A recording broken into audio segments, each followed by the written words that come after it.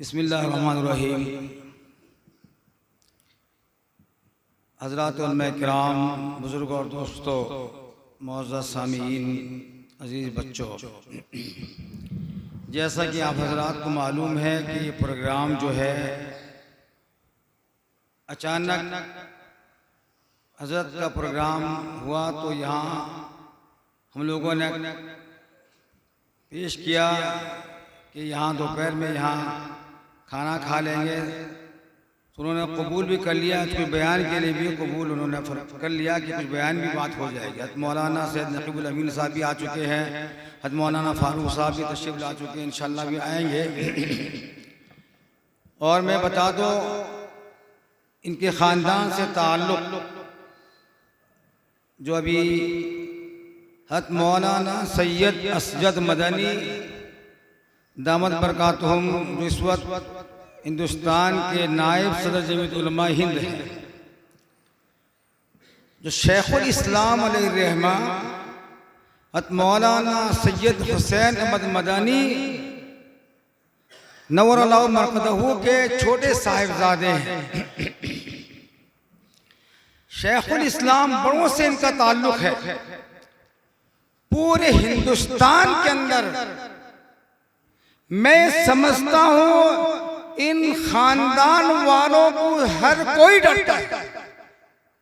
कोई माए का लाल नहीं है कि जाज मौलाना अरशद मदनी साहब हो, कोई भी हो,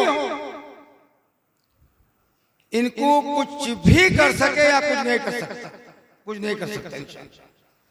बेबाक डरते हैं, बेबाक बोलते हैं अल्लाह का। और मौलाना सैयद असद मदनी रहमतुल्लाह अलैह, हज़रत मौलाना शेखुल इस्लाम, जिस वक्त अंग्रेजों ने कराची के मुकद्दमा हाल में जब हजरत ने ये बर्दाश्ता कहा कि अंग्रेज फौज में भर्ती होना हराम है, तो वहाँ साइड में सैयद मोहम्मद अली जना या कोई बैठे थे, कहा कि इसका नतीजा क्या होगा तुम जानते हो? इसका नतीजा जो होगा मैं जानता हूँ, इसलिए देवबंद से सर में कफन का कपड़ा बांध कर आया। ये वो खानदान है, खानदान है। पूरे अपने जिंदगी को हिंदुस्तान को बैरून हिंदुस्तान के मुसलमानों के लिए वक्फ कर दिया है। चाहे कोई मसला हो, किसी चीज का मसला हो, आप देखते हैं, मोबाइल में देखते हैं, न्यूज सुनते हैं, समझते हैं कोई सा मसला हो, कभी किसी में आगे नहीं पीछे नहीं हटे, हरदम सीना सपर होकर बात कहना शुरू की, हक बात कहते हैं और कहते रहेंगे इंशाअल्लाह।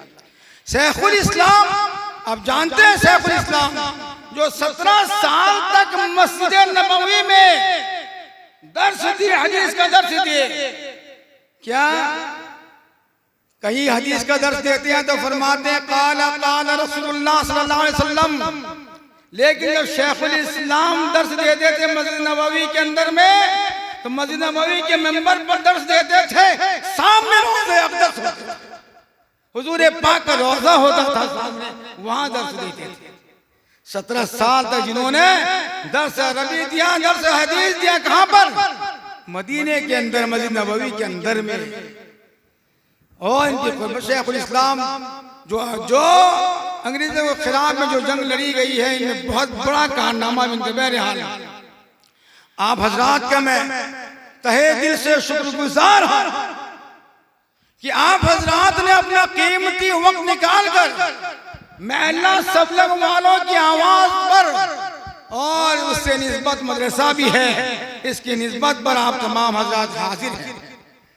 बहुत तहे दिल से इसी तरह जो भी प्रोग्राम होता रहेगा, हम आपको आवाज देते रहेंगे, दावत पहुंचती रहेगी। आप हजरात से दरखास्त करूंगा हर वक्त मदरसा की मोहब्बत और साथ साथ जो भी महल्ला वाले कहें आप हजरात उसमें जरूर तशरीफ लाएं। और साथ साथ मैं भी कह दूँ आप हजरात का मैं पूरे सबलग वालों की तरफ से शुक्रगुजार हूँ, नौजवान ने सबलग, अहलिया ने सबलग, मदरसा की तरफ शुक्रगुजार हूँ। आप हजरात ने कीमती वक्त निकाला है। हजरत के बयान के बाद 2 बजे जमात होगी। आप हजरात को दावत पहले से पहुँची हुई है, खाना तनाउल फरमा कर आप हजरात यहाँ से जाएंगे। और हमेशा इसी तरह इंशाअल्लाह हम जलसा जुलूस में आते रहेंगे इंशाअल्लाह। हमारा बड़ा प्रोग्राम भी जो दस्तरबंदी का होगा वक्त होगा जरूर इंशाअल्लाह अकीम होता हजरत मौलाना सैयद अकीमुल अमीन साहब जो फ़क्र उड़ीसा और जनरल सेक्रेटरी नाज़िम उम्मी जमीयत उलमा हिंद तशरीफ ला चुके हैं और उनके आने के बाद मैं कुछ बयान करना ज़्यादा अच्छा नहीं समझता हूँ। मैं हजरत को मैं दावत देता हूँ, सारे लोग आप ही के मुंतज़िर हैं हजरत, आप कुछ बयान फरमा दीजिए, उसके बाद हजरत आएंगे। मैं आपसे दरख्वास्त करता हूँ कि आप जो अफरोज़ है कुछ तमाम हजरात के सामने कुछ बयान रख दीजिए।